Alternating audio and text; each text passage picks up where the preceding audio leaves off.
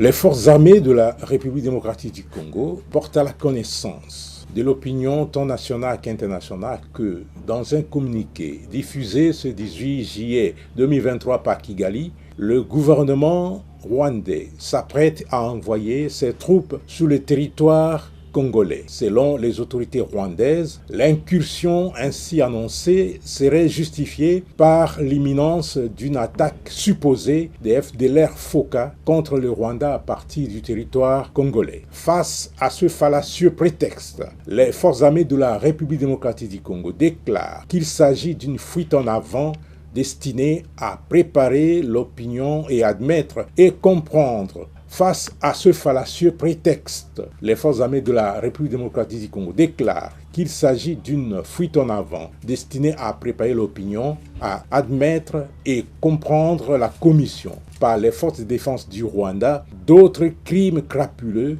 et actes de violence ignobles pour pérenniser mort et désolation ainsi que l'insécurité et la terreur dans la population congolaise. En effet, les forces armées de la République démocratique du Congo tiennent à préciser que déjà actives dans plusieurs localités des territoires de Masisi, Nyiragongo et Rutshuru, en République démocratique du Congo, les forces de défense du Rwanda veulent, par ce communiqué, officialiser leur présence sur le sol congolais afin de cacher et effacer de la mémoire collective tous les crimes, massacres et autres atrocités déjà commis à Kishiché, Kalake et le 16 juillet dernier à Bukombo dans le territoire de Rutshuru où ces terroristes ont fauché la vie à une vingtaine de paisibles Congolais. À ce propos, les forces armées de la République démocratique du Congo, qui condamnent avec véhémence cette duplicité et cette ruse